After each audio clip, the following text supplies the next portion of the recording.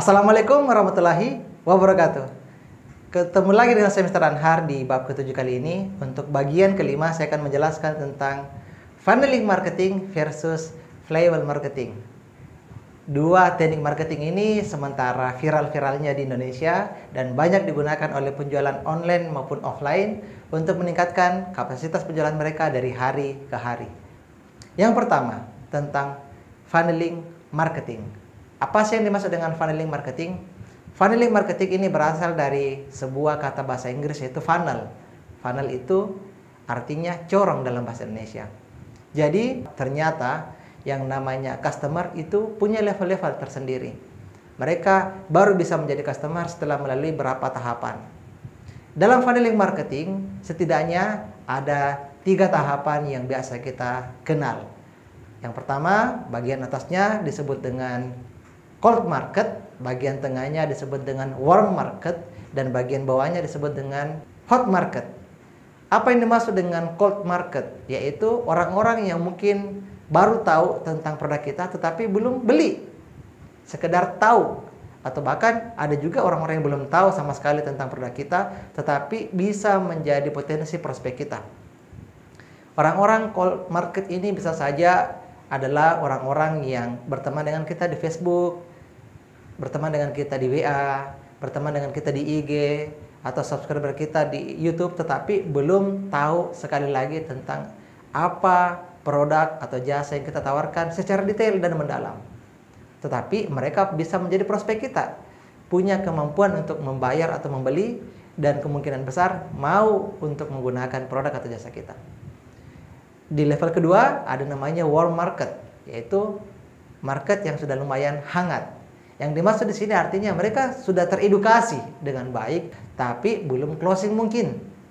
Atau dalam hal ini belum berakhir pada penjualan atau transaksi. Kemudian pada level bawah di situ ada hot market, yaitu orang-orang yang tahu tentang produk kita, aware dengan kita, betul-betul paham dengan manfaat kita, kemudian dia tahu value apa yang kita jual, dia tahu tentang produk atau jasa kita secara detail, dan biasanya mereka sudah ready untuk close the sales, mereka sudah ready untuk membeli, mereka sudah ready untuk transaksi, dan bahkan nantinya mereka akan menjadi customer loyal kita, bahkan advocate kita. Nah, dalam bentuk funneling tipe seperti ini, maka modelnya seperti corong. Bagian atas menjadi lebih lebar, bagian tengah menjadi lebih sempit, dan bagian bawah semakin sempit. Artinya dalam market kita, orang yang belum mengenal produk atau jasa kita itu pasti akan lebih luas, lebih banyak orangnya dari segi kuantitas. Kemudian bagian tengah orang yang sudah mulai mengenal, maka itu akan menjadi lebih sedikit. Dan bagian di bawah orang yang akan membeli juga akan lebih sedikit.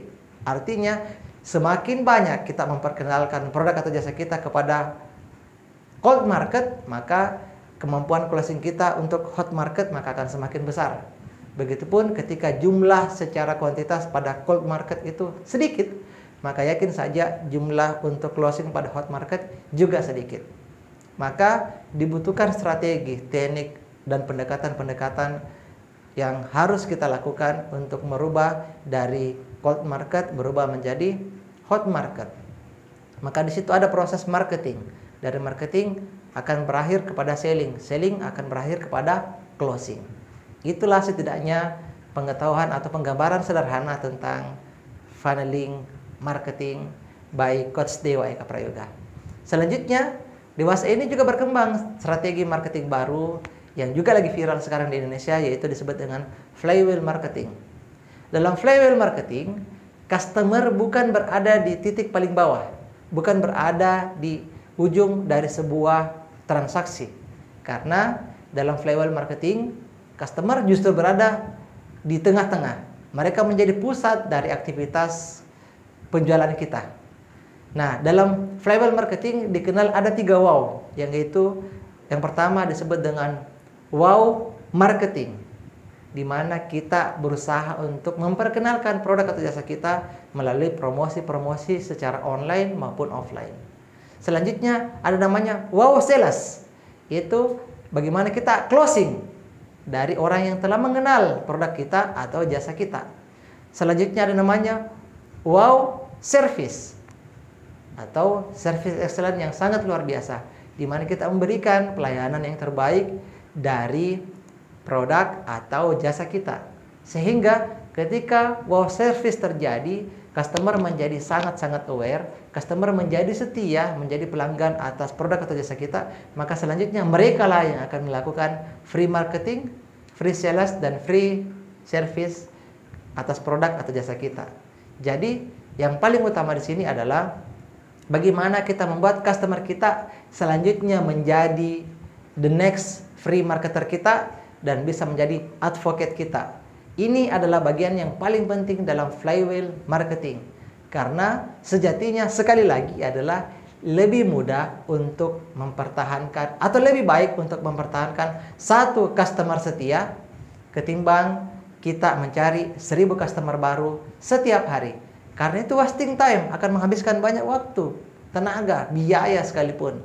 Sehingga teman-teman, ketika teman-teman pandai untuk mengelola teknik-teknik atau strategi marketing ini, harapannya adalah dengan funneling marketing plus flywheel marketing, maka insya Allah penjualannya akan semakin meningkat, bisnisnya akan semakin besar, akan berujung kepada closing yang bertubi-tubi insya Allah, sehingga bisa akan melejitkan penjualan kita secara online maupun secara offline.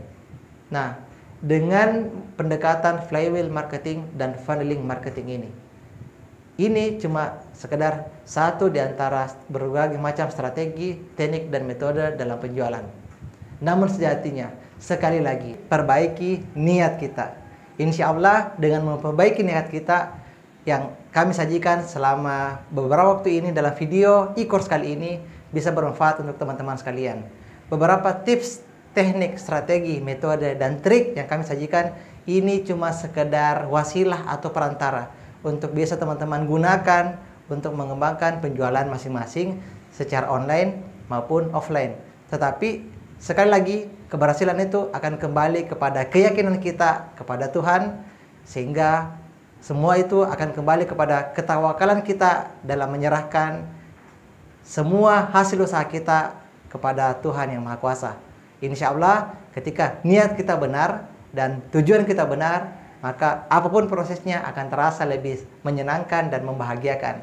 Karena kesuksesan bukan hanya dilihat dari segi hasil yang akan kita dapatkan, tetapi bagaimana kita bisa menikmati setiap proses itu.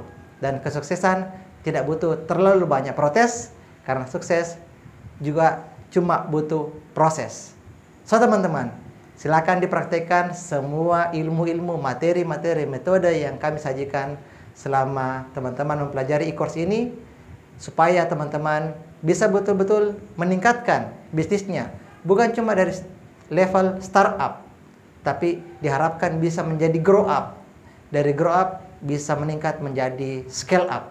Apa sih perbedaannya, Mister? Startup adalah bisnis yang baru dimulai.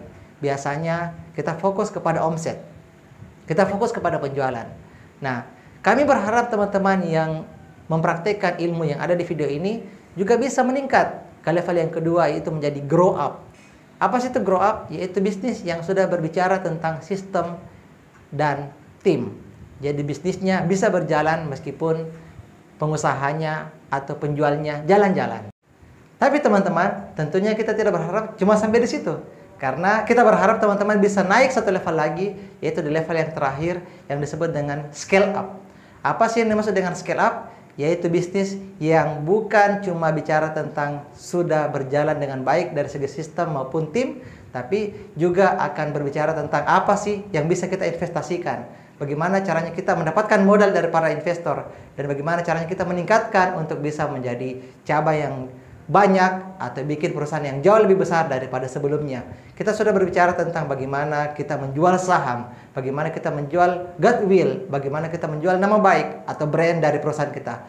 Kita semua berharap teman-teman bisa sampai ke level ini. Semoga penjelasan ini sangat-sangat bermanfaat untuk teman-teman. Lebih dan kurangnya mohon dimaafkan. Sekian, assalamualaikum warahmatullahi wabarakatuh.